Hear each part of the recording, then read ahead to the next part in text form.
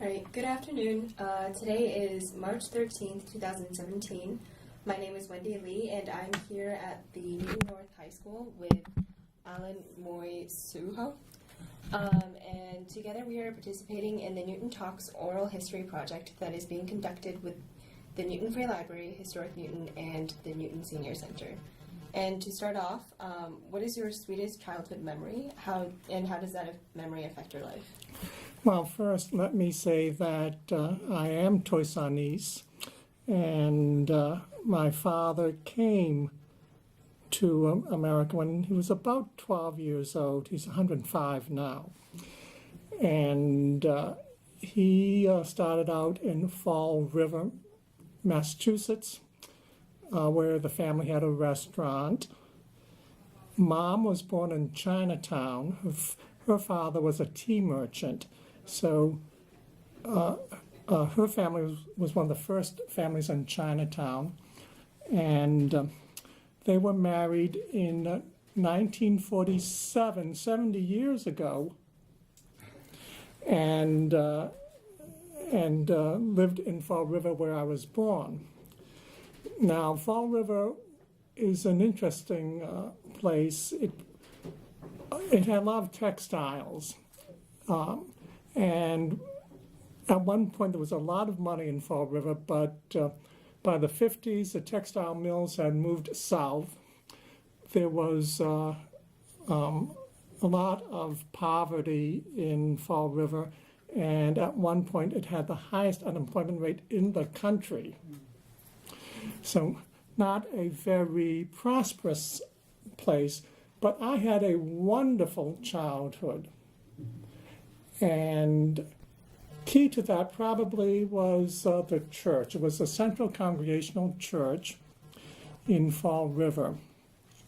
It wasn't the closest church to our home. It wasn't the closest congregational church to our home. And I never understood why we attended that church. And maybe about 10 years ago, my sister told me we went to that church because it was the first church in Fall River to welcome Chinese. And so at church, I had contact with other Chinese people. In the school I attended, there were two Chinese people, myself and my sister. And that was throughout my elementary school in Fall River. And so I didn't have a lot of contact with Chinese people other than at church. And church was a very nurturing, safe place. And at one time I even thought I might want to be a minister. And so I will say that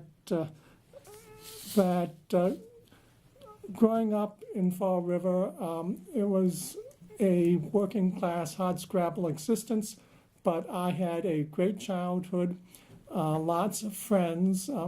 Most of them were Portuguese. Growing up, I knew more Portuguese than Chinese, and have no regrets for the kind of childhood I had. It was great. So that's why I can tell you about my childhood.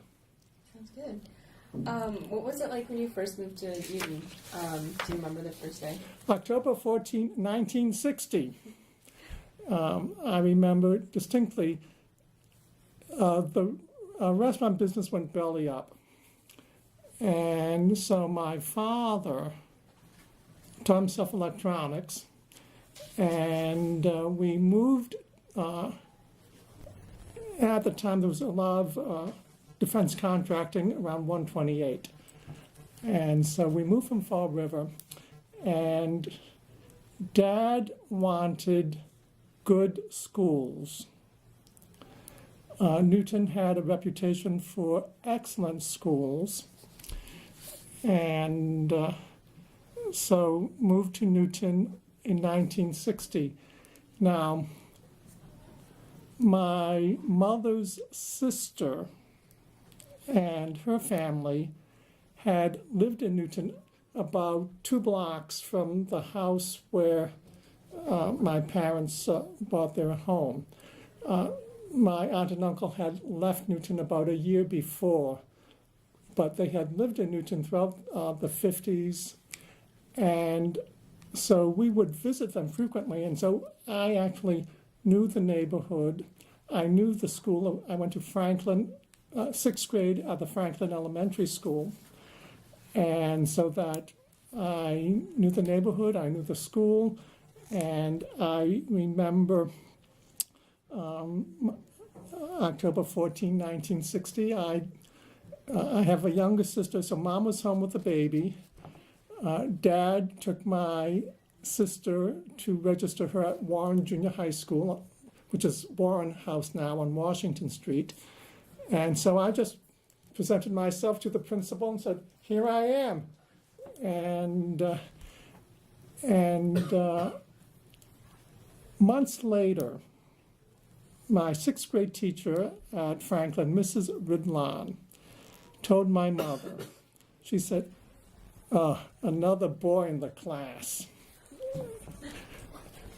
And she told my mother what a great kid I was, and that she was so glad I was in the class. Although she said she remembered thinking that one more kid in the class, she wasn't thrilled with the idea, but did say that it was a good experience for both of us. Now, I should say that Fall River, as I told you, had relatively high unemployment. Some people would think that the school system may not have been as good as Newton's. And that was a perception in Fall River. I remember one of the teachers told me, he said that when you move to Newton, you may find that you're behind, but he told me you'll catch up. He was wrong. We were advanced. And I'm thinking, I know that stuff. This is what I've learned in Fall River.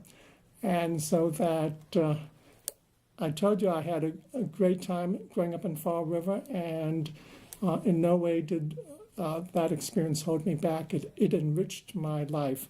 And so that transition to Franklin wasn't hard. There weren't any other Chinese at Franklin, but there weren't any other Chinese in my previous elementary school. Not a big deal. So that was how I made my entree into Newton. Sounds good. And have you faced any difficulties because of your cultural inheritance? And if so, can you give an example? I'm of an age that being Chinese was exotic. And so people who weren't out and out hostile, who were trying to be friendly, would say, "You speak such good English." Well, English is my first language. I don't speak any Chinese to speak of. I have had 10 years of French, but it was always that you're an outsider, that, you couldn't really be really part of us because you're Chinese, so you must be foreign in some way. And that used to annoy me tremendously when people would say, "Oh, you speak such good English." And when I was a teenager and kind of snotty, I would say, "And so do you." Because I thought it was kind of a put down. You speak such good English, so I would say, "Well, so do you," and that would leave people kind of speechless. There wasn't, well, what could they respond to that? But that was my sense. Now, when I went to college, I wanted, I thought I might be a sociology major.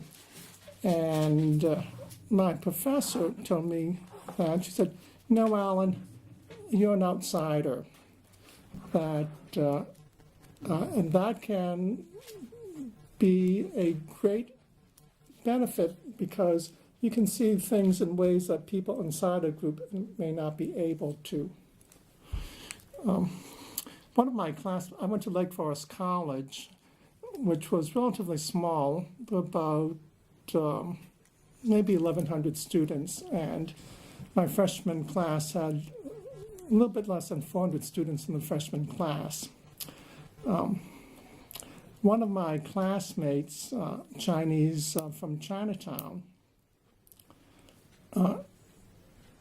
told my sister decades later that one thing he always admired about me was the ease with which I seemed to be with white students. And my sister said, he grew up in Newton.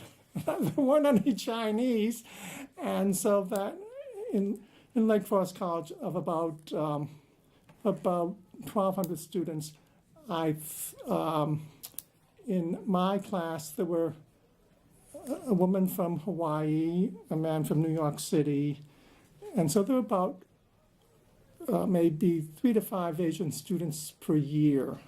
Some Japanese, some foreign students from Asia, and so it was a very small number of Asian students, which all tended to congregate together, and so this classmate did tell my sister that he was amazed with the ease with which I seemed, the comfort level I had with Caucasian students.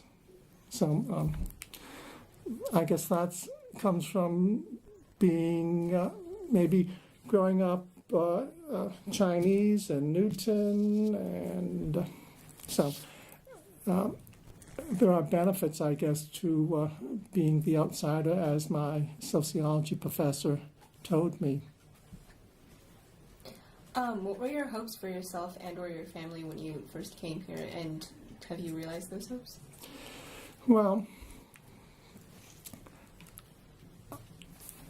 I graduated from Newton High School in 1967, 50 years ago.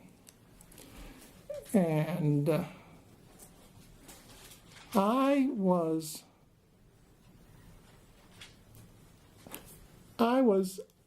flabbergasted, maybe not, that's quite not the right word, but I was shocked that there were people in my class who weren't college bound. I remember at 4 years old, my father told me that I would go to college. I had assumed it was just a natural part of growing up, and I had assumed that everyone had that same expectation. And so that my parents were very focused on education.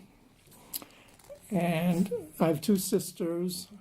One's an attorney. One by training is an engineer, but she got an MBA and sells software.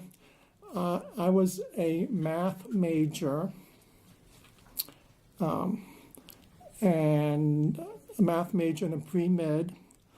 I went to medical school.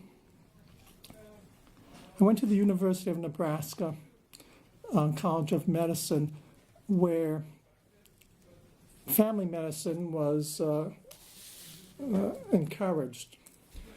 But I wanted to come back east, and so I was advised to become a general internist, because general internal medicine had greater respect than family medicine on the East Coast. So I was a medical intern at Yale, and this is before there were limits on the amounts of hours how staff could work. And so we were on every 3rd night, but every 3rd weekend. And on the weekend, that meant we started at Saturday at 8 a.m. We finished on Monday at 8 a.m. And then Monday's a regular day and you work until 5 p.m. So my first weekend on call, I thought, this is going to kill me. I'll never get through 3 years of this. And when I was in Nebraska, I've been interested in psychiatry, but now Nebraska was the state school, and so most of the people at Nebraska were from within the state.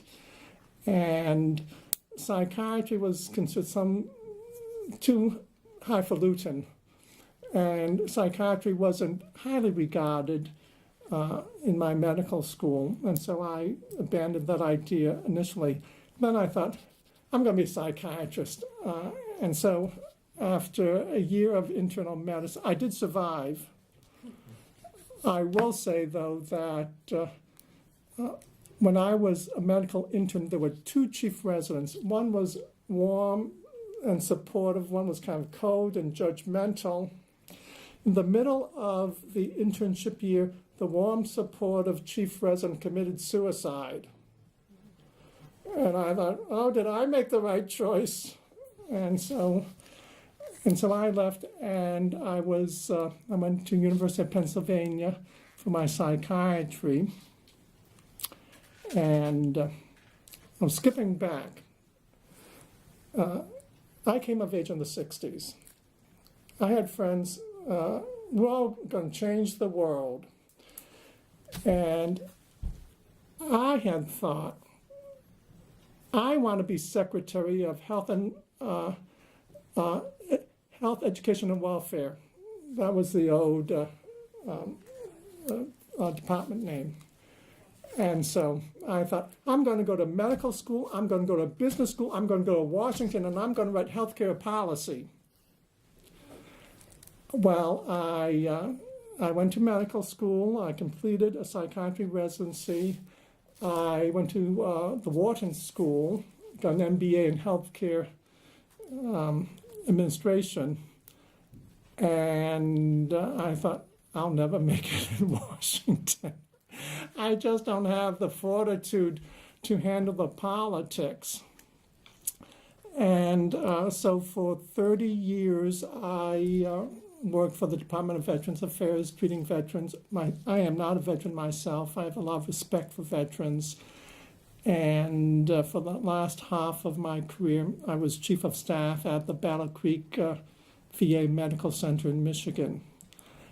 And so were my parents' objectives met? Yes, that my father talks about his children, the doctor, the lawyer. My father gives legal advice. He gives medical advice. I said, well, gee, Dad. He said, look, I know these things. I said, sure, Dad. And so that I would say that my grandparents would believe that the struggles they made to come to America were fulfilled in the lives of their grandchildren. That my grandparents lived through the Depression. They lived through institutional racism, and but the family has a position in America, and I think my grandparents would say, well done. What was the most important and meaningful event or experience in your life, and what's been the biggest challenge or success? My biggest challenge, perhaps, was to be a fine physician. I was for the first half of my career, I was a clinical physician. I treated patients. For the last half, I was an administrator. As chief of staff, I was responsible for maybe 300 to 400 people for 40,000 veterans. And this is a relatively small VA, and I worked at the end 7 days a week. I would begin at 8 a.m. I would work to 9 p.m., go home, get in bed by 10 p.m., up by 6 a.m., get ready, exercise, have breakfast, get into the office by 8 a.m., work until 9 p.m., and repeat. I thought, oh, this job's going to kill me. But it didn't. I retired after 30 years, and I've gone back to work part-time at the Boston VA, seeing patients. And I was just chatting with my boss recently, and what he told me was very gratifying. He said, Alan, in my career, I've known maybe a half dozen doctors whom I knew were top quality. He said, you're one of them. And I thanked him. I wasn't humble about it. I'm thinking, it's true. I know I'm good. And let's not be, a lot of Chinese would say, oh, you shouldn't boast and such, but when you're good, you're good. And especially when you're chief of staff, you have to do things that people respect. You can't be humble. And so I thanked him, and I know that as a clinician, I'm excellent. People tell me this all the time.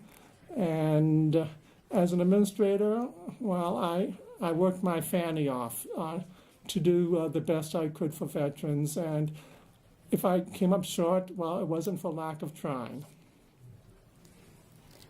Are there aspects of your culture or traditions that helped you make your immigration experience successful?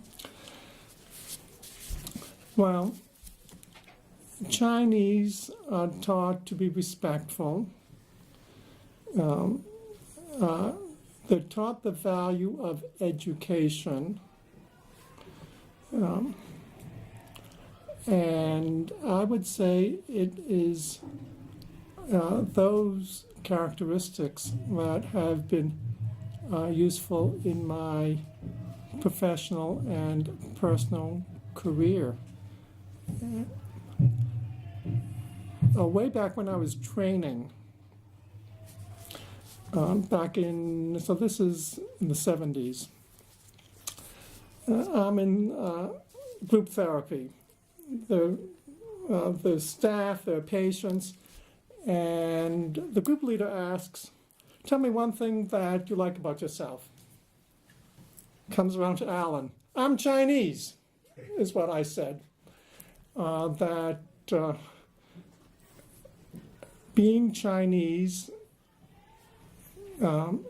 it's not all terrific. I mean, that there's education, oy, that sometimes it's overbearing, but there is a culture, there's a tradition that's thousands of years old. China has a place in the world which commands respect. Chinese have a role in America which command respect. We can think of Elaine Chao is cabinet secretary. Governor Locke, Gary Locke, was governor. And there are Chinese who have, Yo-Yo Ma, have made wonderful contributions. Ming Tsai, to affiliate with these people, to affiliate with some of the best in the world. I'm proud to be Chinese. I'm proud to be American. All right, would you like to answer a few more questions Sure. that we have left? Tell us, can you share a story about your experiences with Chinese and English? I guess since you said that your first language was English. Well, I was in France in 2014, first time I've been to Europe, and I wanted to try the Chinese food. Just curious, and so I go into a Chinese restaurant, and now I have had 10 years of French. Last time I had a French class was 1968, so it's been a while. So my French is not that good, and so I'm speaking French with the waiter, and it's quite apparent to him that I am not a native speaker. He does what comes natural. He turns to me, speaks to me in Chinese. I'm thinking, uh-oh. So I ask him, do you speak English? No. So I just point to things. And that's how I got my meal at the French Chinese restaurant. And it is not like Chinese American food at all. I should tell you, I was married to a woman from Hong Kong, and when we were first married, I took her to a Chinese American restaurant, and I ordered food. And afterwards, she asked me, was that a typical American meal? I said it was a Chinese meal. Now, she grew up in Hong Kong. She said, I never ate food like that my entire life. I said it was a typical Chinese American meal.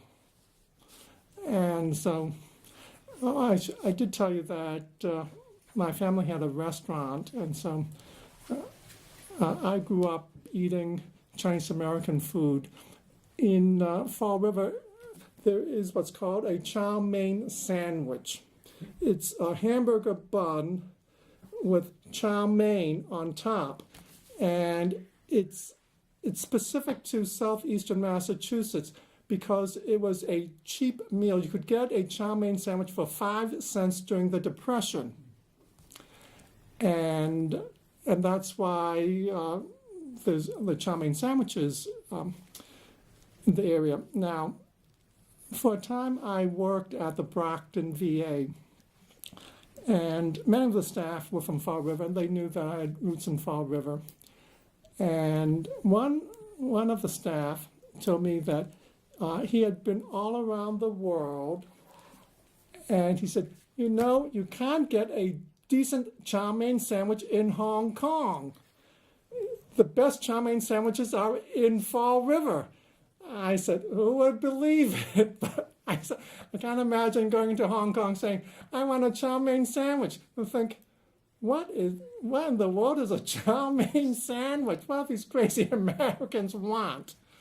So that was some of my adventures in Chinese food. What advice would you give to someone moving here from your country?